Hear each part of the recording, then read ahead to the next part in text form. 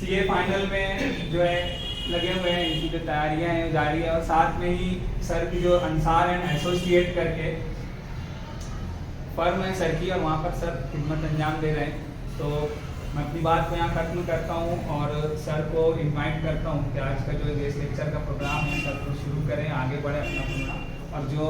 Information है sir provide करें आपसे। जो टॉपिक मैंने बताया आपको उस टॉपिक पर होने वाला है, तो ये आपके लिए काफ़ी सूझमंद फ़ायदेमंद साबित होने वाला है। मैं अपनी बात को यहीं खत्म करता हूँ।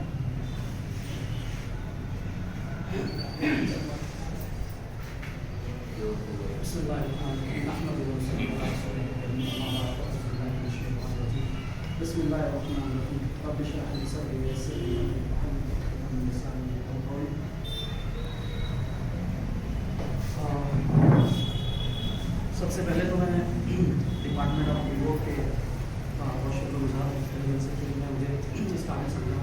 यहाँ पे इनवाइट किया कि मैं और सर्विस एक्सपीरियंस को शेयर करूँ। और सुबह सर सर का भी बहुत शुक्रगुजार हूँ। और सेकंड थिंग ये कल के लिए थोड़ा मादरत मैं लेक्चर कल होने वाला था लेकिन मैं करा नहीं सकता। अब चलते अपने टॉपिक की तरफ। टॉपिक जो दिया गया है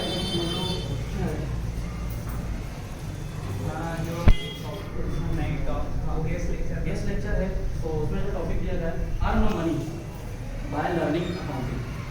ये अपना टॉपिक है, मेन चीज़ अपने को इसको फोकस करना है, इसके ऊपर डिस्कशन करना है। तो मैं चाह रहा था कि डिस्कशन जो अपन करें उसको दो पार्ट्स में डिवाइड कर दें। एक तो मैं पहले आप लोगों को बताऊंगा क्या करना है, कैसे करना है, क्या क्या चीज़ में कवर हो, तो उसके बाद आपके क्वेश्चंस, क्योंकि मैं ये समझता हूँ इट इज़ मोर इम्पोर्टेंट कि आप लोगों के प्रॉब्लम सॉल्व करना और मेरा बात बताना। तो मेरे को ज़्यादा ये बेहतर लगता है कि आप लोग क्या आपके मसाइल है या फिर आपको क्या पूछना चाहते हैं उसका अगर हम सोल्यूशन देखें तो अपने लिए ज़्यादा बेहतर है। तो सबसे पहले चलते हैं कि यार जो लर्न अकाउंटिंग है, तो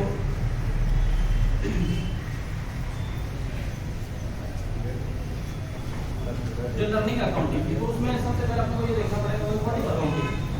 मेरा आप लोगों से पूछना है कि व्हाट इज अकाउंटिंग। अकाउंटिंग अपन किसको बोलते हैं? देखो ये इंटरैक्टिव सेशन रहेगा। जैसे बहुत कोई बहुत भाई बंदा आ गया उससे तुम लोग बात नहीं करेंगे, ऐसा कुछ नहीं, एकदम भी फ्रैंकली दोस्त से समझ लो ऐसा, और बात करेंगे तो मेरे को ज़्यादा अच्छा लगेगा। क्योंकि तुम लोग ऐसे बैठ कर सुनते रहेंगे और बोलते रहूँगा तो ज़रा मजा नहीं आएगा, है ना। तो एकदम फ्रेंड जैसे समझो तो बातचीत होगी, तुम लोग को सीखने मिलेगा। जो स्टूडेंट्स हैं जो आगे जाके थोड़ा सवाल का मतलब जब तक कि तुम लोग के प्रॉब्लम के सामने नहीं आएंगे, ये अपनी पूरी उम्मत का मसला है। ऐसा नहीं कि तुम लोग यहाँ बैठो आज चल के कल चल के तुम लोग को आगे वालों को गाइड करना है, उसके बाद ये चीज़ इनहेरिटेड होती जाएगी। तो तुम लोग यहाँ सीख के जाओगे तो अपने भाई बहन या फिर जो फ्रेंड सर्कल है उन लोगों तक की नॉलेज पहुँचेगी। नॉलेज ट्रांसफॉर्मेशन का जो अपनी उम्मत का खास तौर पर जो मसला है ना, वो कोई गाइड नहीं कर रहा है कि यार उम्मत को किस मोड पे ले जाना है, किस प्लेटफॉर्म पे जाना है। बहुत सारे इला माशाल्लाह, ऐसा नहीं कि कोई भी नहीं है, बहुत सारे लोग हैं, लेकिन उस चीज़ की कमी है। अगर 100 पॉपुलेशन खड़ी है तो उसके सामने 2 लोग इतने लोगों को कवर नहीं कर सकते।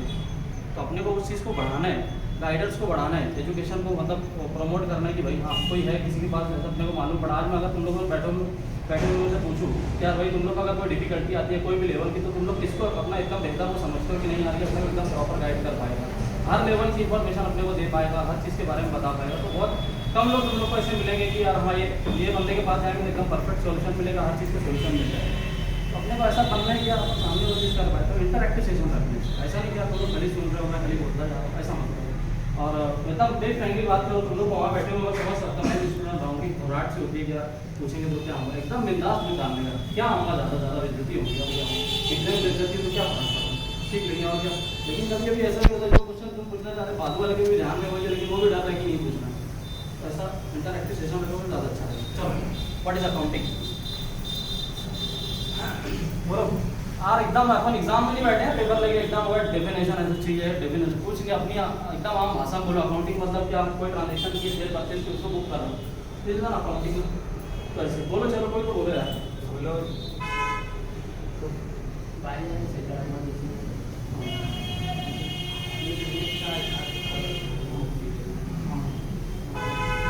एकदम सिंपल भाषा में क्या है, बैठ के बोल सकते हो, कुछ खड़े होने की जरूरत नहीं। जो भी अपन बिजनेस में ट्रांजैक्शन करते हैं उसको सीधे सीधे रिकॉर्ड करना, बराबर। सेल हुआ, परचेज हुआ, बैंक की एंट्री हुई, ये सारी चीज़ें क्या बोलते हैं अपन अकाउंटिंग बोलते हैं। अब दूसरा सवाल खड़ा होता है क्या अपन अकाउंटिंग की फील्ड में आ गए, अपने को अकाउंटिंग सीखना है, तुम लोग आगे चल के अकाउंटेंट बनोगे या बिजनेसमैन बनोगे, ऐसा जरूरी है कि ये तुम लोग कोर्स कर रहे हो जिससे जाकर तुम लोग अकाउंटेंट ही बनोगे। एजुकेशन अपन इसलिए हासिल करते हैं कि जो भी फील्ड में अपने को जाना है, खासतौर से बिजनेस के लिए सारी इन्फॉर्मेशन अपने लिए जरूरी है। तो अब सवाल मान के खड़ा होता है कि ठीक है भाई अकाउंटिंग बिजनेस का ट्रांजेक्शन को रिकॉर्ड क्यों रिकॉर्ड करो भैया, मेरी मर्जी मैं करूँ नहीं करूँ, मेरा बिजनेस है, मैं चाहूँ तो मैं किसी से सेल कर रहा किसी से परचेज कर रहा, मैं नहीं करूँ तो क्या होगा, क्यों अकाउंटिंग करूँ कुछ करो बैठे हो। एक बंदा है उसको अच्छा सा एक्सपीरियंस है, उसको पता है कि सेल की एंट्री कैसे होती है, परचेज की एंट्री कैसे होती है, कैसे ट्रांजेक्शन से होती है, सारी चीज़ें पता है, तो वो क्या परफेक्ट है या बहुत अच्छा माना जाएगा।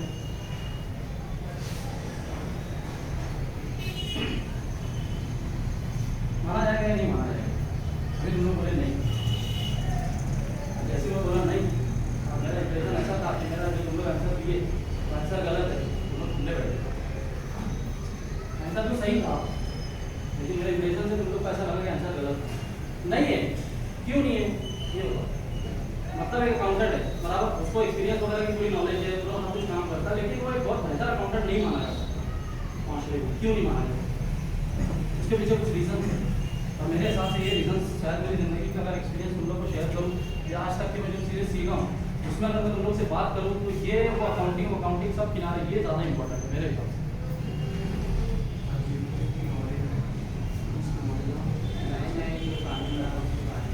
एक ऐसा है उसको अपडेट होना चाहिए, जो नया काम ना आ रहा है उसके बारे में मालूम होना चाहिए,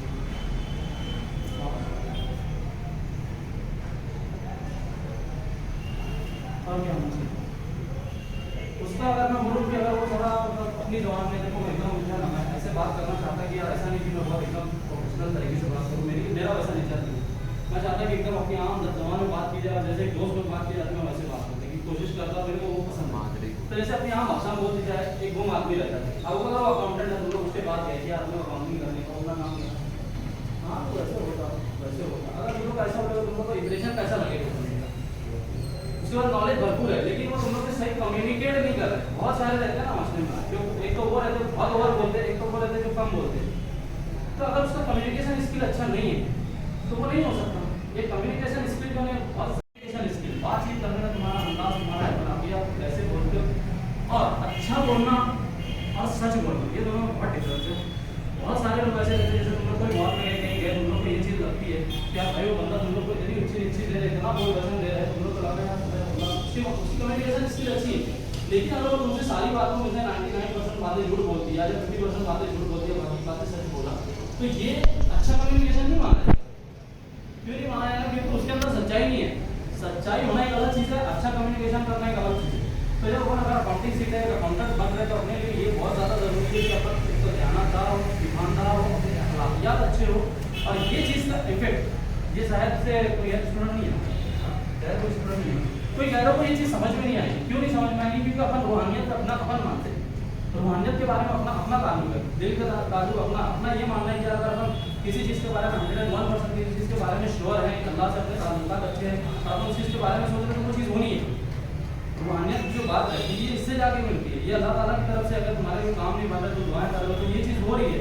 रूहानियत जो है वो चीज़ यहाँ पे इफेक्ट करती है कि तुम्हारे अखलाकियात कैसे, तुम दयानतदार कितने, तुम ईमानदार कितने हो। अब जैसे तुम लोग अकाउंटेंट बन गए, अकाउंटेंट बनने के बाद कोई काम नहीं हो रहा है, अब कोई काम अगर नहीं हो रहा है, लेकिन वो सच्चाई उसके अंदर ये है कि वो अपने को काम जम नहीं रहा, अपने को उसकी स्टडी करने के लिए वक्त लग रहा है, अपने को खुद सीखने के लिए टाइम लग रहा है। अब जब क्लाइंट अपने पास आ रहा है, कोई बंदा जिसका अपना काम नहीं है वो अपने पास आ रहा है, तुम लोग उसको बोल रहे हो कि हाँ देखो वो ऑफिसरों में वो ऑफिसर जो है वो टाइम पास कर रहा है, वो ऐसा कर रहा है, वैसा। हकीकत क्या है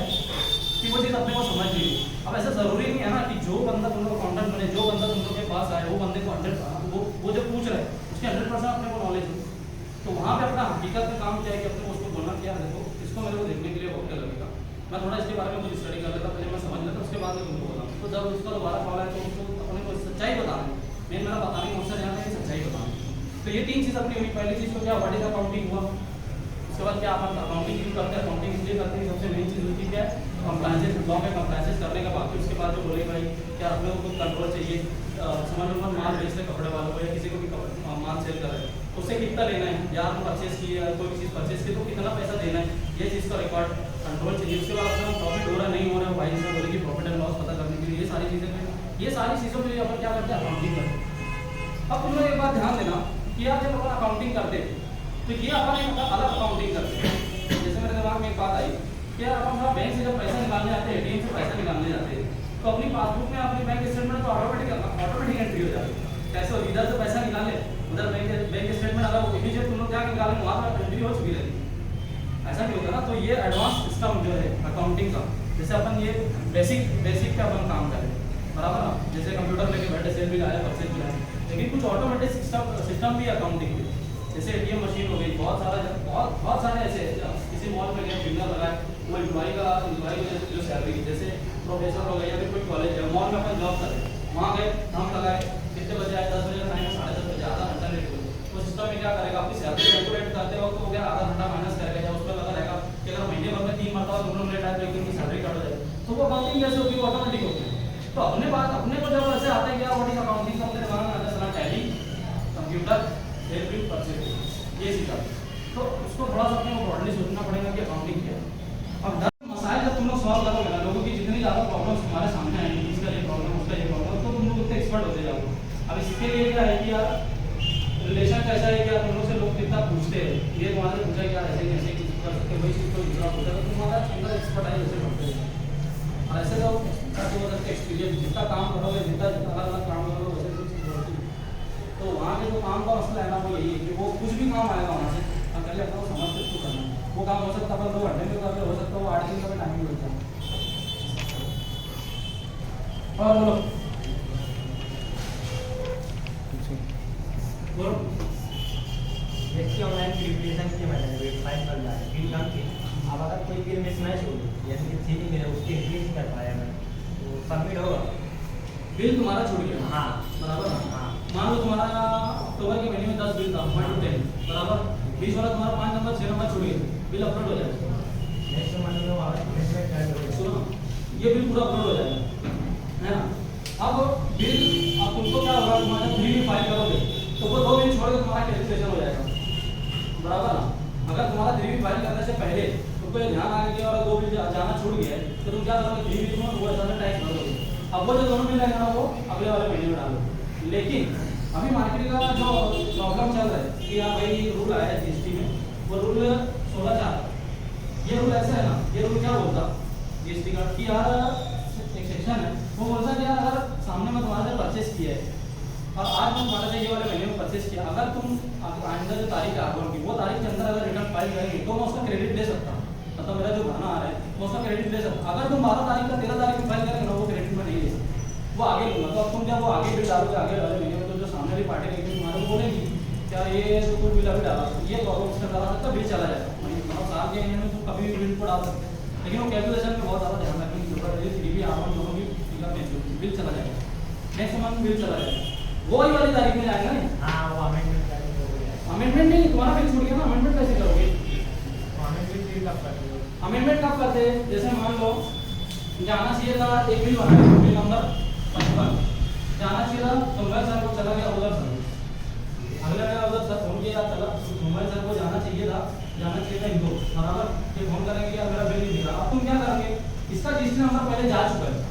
सर का, अब तुमको क्या करना पड़ेगा, अमेंडमेंट करना पड़ेगा, बिल मतलब बिल में चेंजेस, अपने वहाँ भाषा बोले तो बिल में चेंज करना, जो चीज़ जा चुकी है उसमें चेंज किया जाता था, जो चीज़ नहीं गई उसमें चेंज नहीं किया जाता, बराबर ना। बिल अगर छूटा है तो उसमें अमेंडमेंट नहीं होगा, वो नया बिल डालना पड़ेगा, ये बिल जा चुका है ऑलरेडी, बराबर ना, ये बिल गया तो उसमें अमेंडमेंट करेंगे। अब इनके नाम पे क्या करना पड़ेगा, अमेंडमेंट करना पड़ेगा, अमेंडमेंट करने के बाद जिनका